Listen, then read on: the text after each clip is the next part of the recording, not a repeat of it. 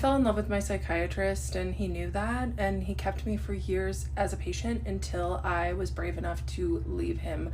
I want to talk about it.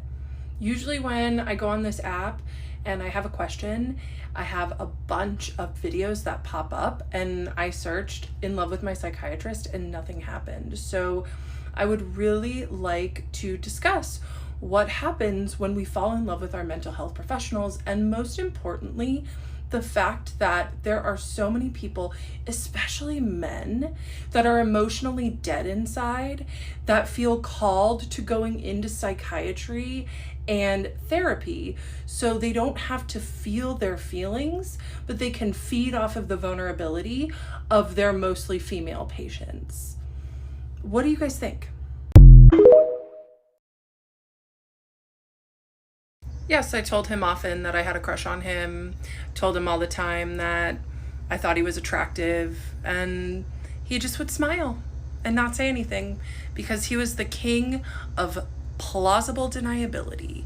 He didn't ever ask me if I had a crush on him, but he didn't do anything when I told him.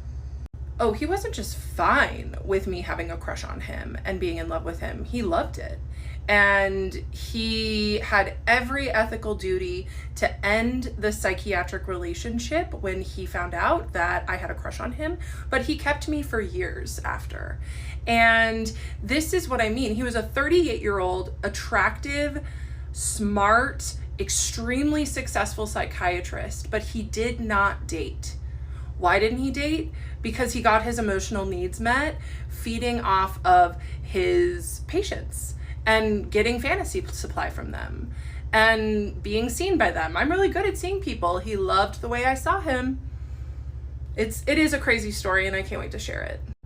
Sorry, but what did you want him to do? Get rid of you as a patient? Yes, that's what they're taught in psychiatric training, is that the moment that there is romantic feelings, it is on them to transfer that patient out. Without a doubt, he was the one with the medical degree. He was the one that knew better, but he loved the attention that I gave him too much to do the right thing. So yes, that's what I wanted him to do, the ethical thing. Was I going through something psychologically? Let me be perfectly clear here. Even if I was going through something psychologically, it was on my psychiatrist to do something about it because he was the one with the ethical training and the psychiatric knowledge. So to answer your question, no, I was not going through something. I was simply wanting to go back on ADHD meds. And I told him in my intake about some of the family stress that I had went through, relational stress. And he also diagnosed me with not only ADHD, but other trauma, stressor related disorders. He did not tell me about that diagnosis until I asked him a year and a half later. But what he did with that diagnosis was he used it to recreate attachment bonds and make me addicted to him.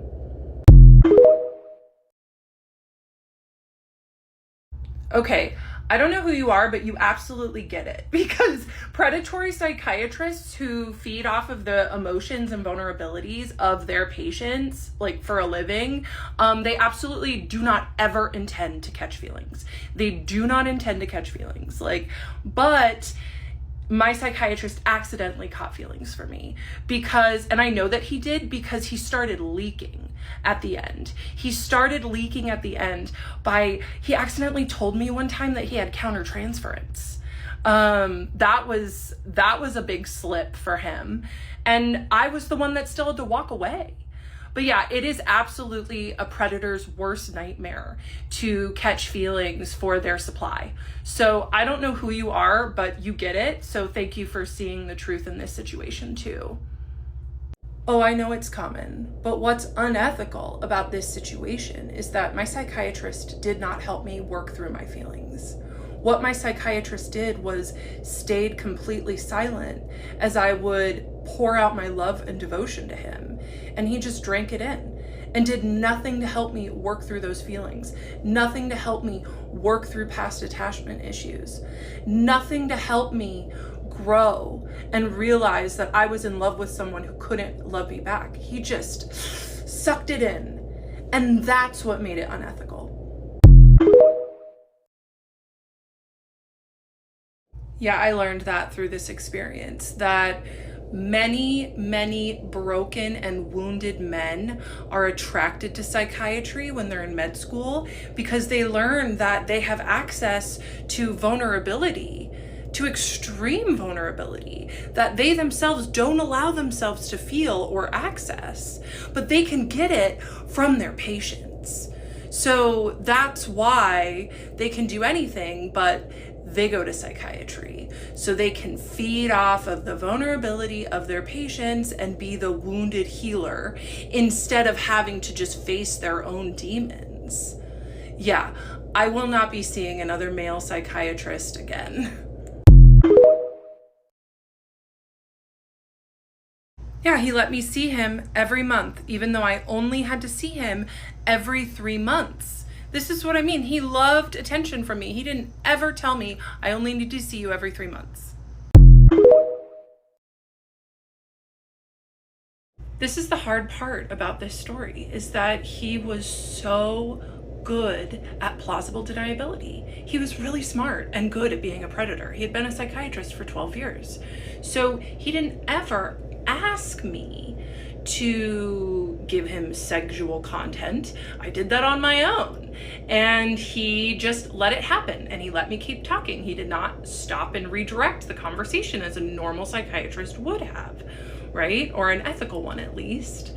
And he also didn't stop me when I told him that I had a crush on him many times. He didn't say, let's explore those feelings. He just sat there and let me tell him.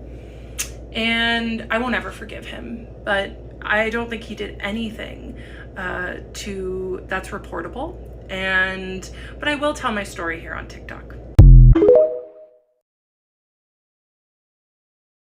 I didn't mean to fall in love with my psychiatrist. He used things and trauma that I had went through in the past. He did his best to use that against me and to groom me to fall in love with him so I could give him content for his fantasy. Don't worry, I'll tell the whole story either later today or tomorrow. I try not to use this term of narcissist because I think it's overused in our society. However, there were so many traits that my psychiatrist had, like God complex. He thought he was above the rules. Other psychiatrists had to refer out when they had countertransference for their clients, for their patients, but he didn't think he had to. He thought he could be above it. He also would make me feel crazy when I would try to name the dynamic and the tension that was there between us that he himself manufactured and built. And then he would rage at me and tell me that I was wrong. It's crazy. And I definitely will be on the lookout when I'm interacting with these people, for those tendencies. I just got done with a run at the gym and I just had to take a moment to say that this is what an ethical situation with transference looks like. A male provider, when their female patient has a crush on them, saying, let's explore that, let's unpack that, let's learn the deeper trauma behind why you have an attachment to an authority figure. But what my psychiatrist gave me was silence, smirks, and exploitation. Zero help when I told him that I had a crush on him. Just a big smile and nothing else. I fell in love with my psychiatrist and he knew and he kept me until I had the strength to leave after 4 years. Here it is, part 1. So I decided to go back on ADHD meds after many years of being off of them. I was on them in my early 20s to help me get through college. And then I went off of them because they just weren't, the side effects were too much over the benefits. But then in my late 20s, I read this book, Taking Charge of Adult ADHD, and it absolutely changed my life. For my fellow ADHDers, there's so many good things in here. And the biggest thing that I took away was that it's very important for ADHDers to be on meds. So I decided to make an appointment with a psychiatrist. I just Googled psychiatry in the city that I lived in, and I went with the first one that came up, and I got an appointment within a month. And then I booked a 90-minute intake, and I show up to the intake, and this man is my age, and I can't help but notice that he's pretty attractive, this psychiatrist. I fell in love with my psychiatrist, and he kept me anyway, part 2. So in this intake, I kind of clocked that he was attractive in my age, but when I tell you that I've had a lot of couch time in my life, a lot of therapy, I just went right into it. I trusted him enough, of course, why wouldn't I, to tell him about my childhood trauma, my daddy issues, if you will, what I had went through, all of the relationship trauma that I had.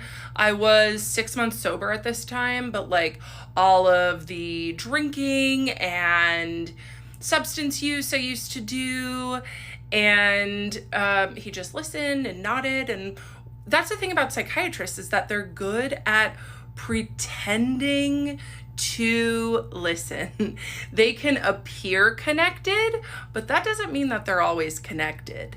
So I just felt really seen. And I also told him, I was like, look, I don't want to be on stimulant meds. So he listened to me, and he put me on the non-stimulant ADHD med at the lowest dose, just to figure out if it was going to work for me. I was in love with my psychiatrist, and he kept me anyway, part 3. So I hadn't ever seen a psychiatrist before. When I was on meds in my early 20s, I only got meds from my primary care physician. So I didn't understand how psychiatry works. So because he was figuring out my med dose, I saw him every month, and he just made me feel like I was his friend.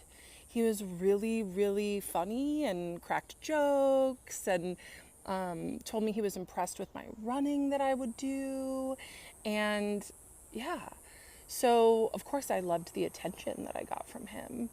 And it was in my 3rd session with him, because at this point we were all on Zoom, that I asked him, I said, hey, do you mind if I call you by your first name? And he's Pakistani, so I said his first name wrong. And he said, well, it's pronounced this, but yes, of course you can. And he seemed so smug and happy with himself.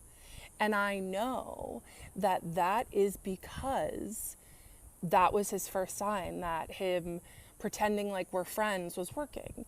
And to be fair to me, I had only ever been to therapy before. I didn't realize that, it's important to call your doctor last name. I mean, I did know that. I did it with all my other doctors, but it just showed that the boundaries were blurring, and he liked that. So from then on, from my 3rd session on, I started calling him his first name. And then he just started turning up the volume on us being friendly. And he would ask me, for the first 6 sessions, he asked me, after the meds, he said, how's your bowels, bladder, and appetite? And I would say they're all normal. And then he would ask me any thoughts of harm. And apparently that's pretty common for psychiatry to ask those questions. And then on our 6th session, when things were really, the chemistry was starting to be there before, I didn't realize it. I was like, oh, this man is just friendly. And he said, I have to ask this because it's a special interest of mine, but is there any thoughts of harm? I was special to him. And I said, No thoughts of harm. And he didn't ever ask me a clinical question again. He stopped asking me about my bladder, bowels, and appetite, and he stopped asking me about thoughts of harm. So to me, I would just show up and he was like a therapy appointment every month.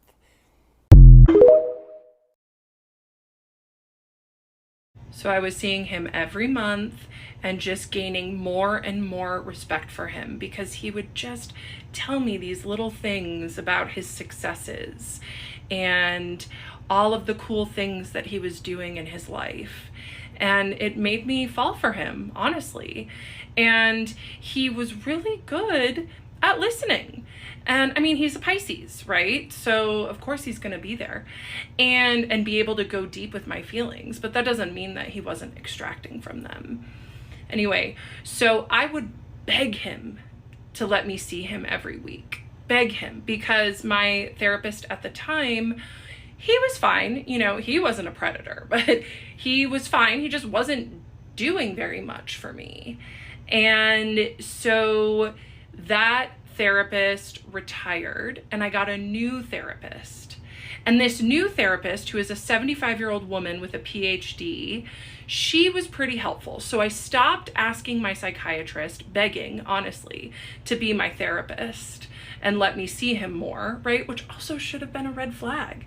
But then I started focusing on this therapist. However, I would tell the therapist how obsessed I was with my psychiatrist, and she didn't do anything about it.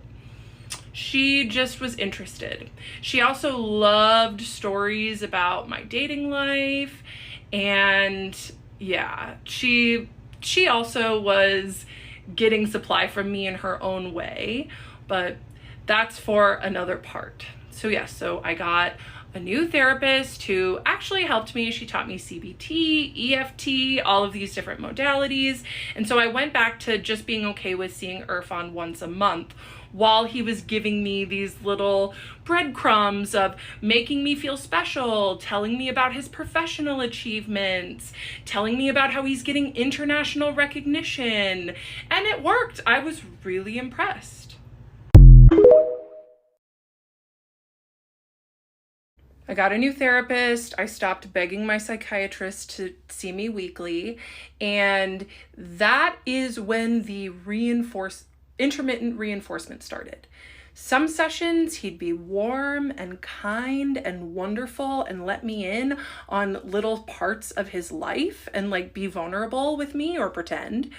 Other sessions, he would be cold and clinical and detached. And you know what that did? It made me work harder in our next sessions. It did. And it started the addiction that I had to him.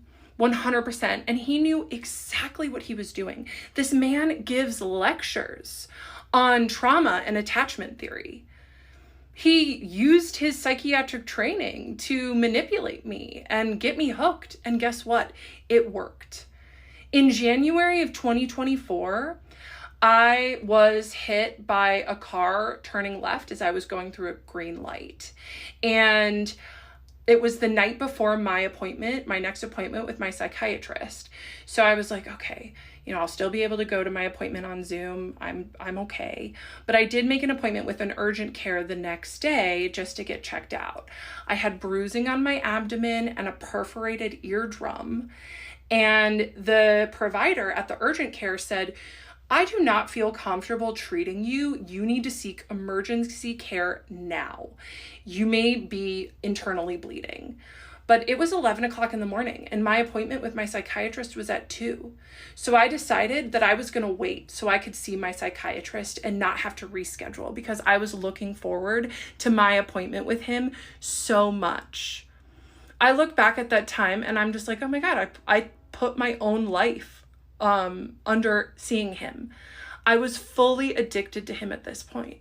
And you know what happened is that I showed up and I told him that I may be internally bleeding and he didn't stop the appointment. He didn't say, you need to take care of yourself. Go get emergency care now. He let me continue and just tell him about how much I loved him and how grateful I was for him. Because that was really what most of our appointments were, is me just like pouring myself out because he was so good at the intermittent reinforcement. Yeah, I got some warmth from him that appointment.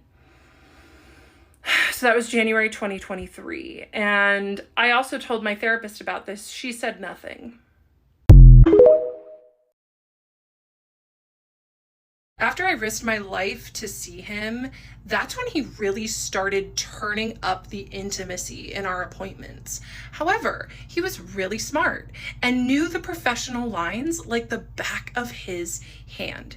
So he would comment on my appearance, but not compliment my appearance. So I would come on screen and he would say, "Oh, you curled your hair." Or I would come on screen and he would say, "Oh, you're wearing glasses." And of course I felt seen and excited that he was noticing these things about me. I didn't realize at this time that he had feelings for me too. I thought I was holding them all by myself. So I was so excited when he noticed my glasses that I ran and showed him my other pair, and he said, "I prefer turtle shell glasses." So even though I usually wear contacts, I'm wearing these turtle shell glasses in these videos because just in case he sees them ever, he'll see me in his favorite glasses. He did tell me he likes the turtle shell.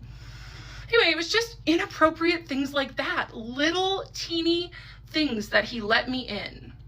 And all this time, my best friend is an emergency medicine physician.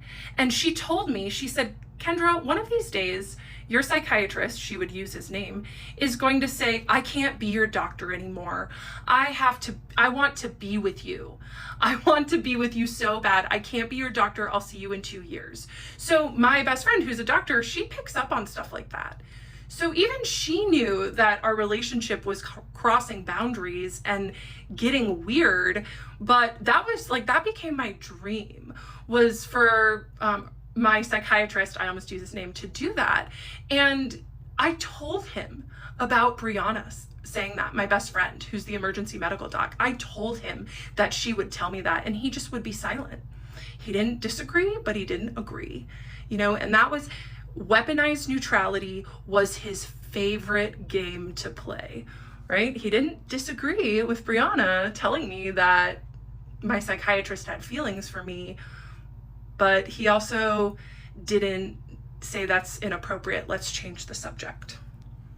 It was also around this time that I asked my psychiatrist if he had diagnosed me with anything other than ADHD when I had my initial diagnosis.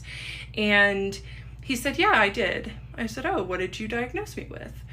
And he said, "Well, you had a lot of traumatic things happen to you in childhood because of your dad, and so I diagnosed you with other trauma and stressor related disorder."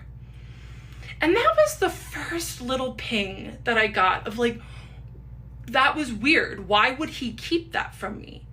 I asked why wouldn't he tell me that? That seems important. He didn't tell me because he was using that information to manipulate me. He knew I had trauma and stressor disorder, and instead of helping me heal from it and telling me about it, he used it against me.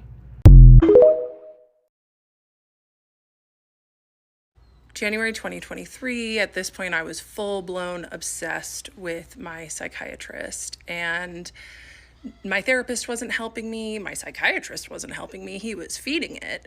And then I got a boyfriend, and at first my psychiatrist wasn't really that keen, but then my psychiatrist realized that my boyfriend was a lot like my psychiatrist.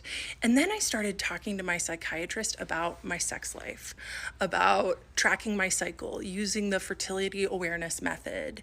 And my psychiatrist loved it. He didn't never say, "This isn't inappropriate to your care, let's pivot." Oh, he just let me talk and talk and talk about my sex life. And I didn't get too deep, but about a year and a half in, and I would send my psychiatrist these emails just about how much I liked him and how I was so grateful for him, and put in a bunch of heart emojis. And this is really when he should have transferred my care, but he waited. He liked what I gave him too much. And so even though my boyfriend did not meet my needs, my psychiatrist and my therapist both were like, you have to stay with him. There's nothing wrong with him not meeting your needs. I'm like, okay. And my psychiatrist was like, he's perfect. Don't get wrong with him. And what was perfect about him was he wasn't meeting my needs. So I was still coming to my psychiatrist looking for emotional validation, which he would drip to me slowly. So my therapist, who I didn't know at this time had bad boundaries, but she did, I went to her because my boyfriend and I, after like more than a year together, we started having issues in the bedroom. And so I went to my therapist and she asked me, what does your psychiatrist think about this?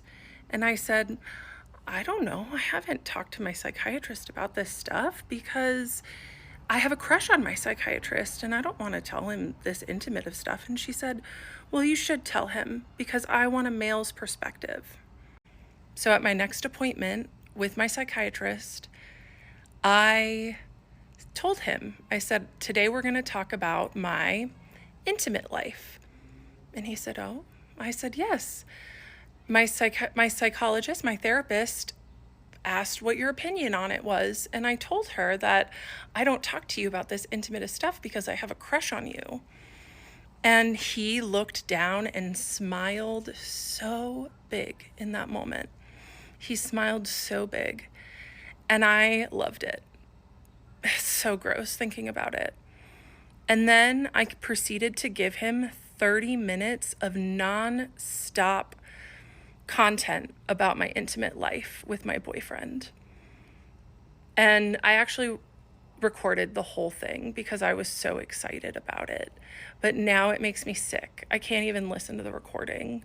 I've tried to start, but it's gross.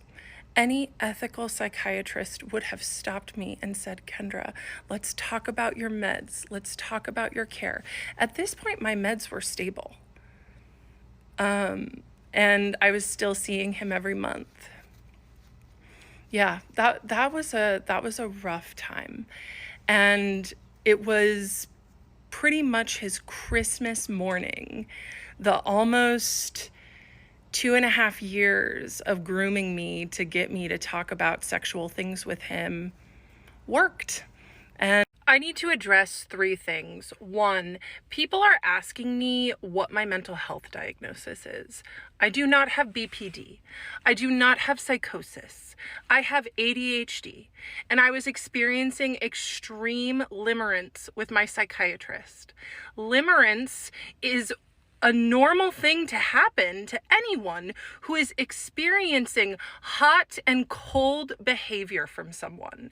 And it happens more often in people with ADHD because we have dopamine dysregulation and rejection sensitive dysphoria.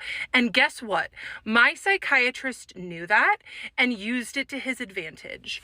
2, I accidentally said my psychiatrist's first name in one of my videos. If you clocked it, good for you. I do not owe him anonymity. However, this is not about doxing my psychiatrist. This is about me sharing my story so other people can view predatory behavior in people in power. Okay? If anyone doxes my psychiatrist with his last name or city that he works in or clinic that he works in, your comment will be immediately deleted and you will be blocked. This is about protecting other victims, not doxing my psychiatrist. If you do some investigative work and you want to DM me about it, I'm open to that, okay? 3, I need to take a moment. Moment taken. It is so incredibly disturbing to me, the amount of people that are predator protectors in my comments, that are victim blaming me, especially the mental health practitioners in my comments using therapy speak to say that this situation that I was in was my fault or that I was delusional. Check yourself. You're giving me more ammunition to share my story because it just goes to show how absolutely messed up the mental health industry is and how protected people who do this kind of sick psychological manipulation are. So I will continue with my story.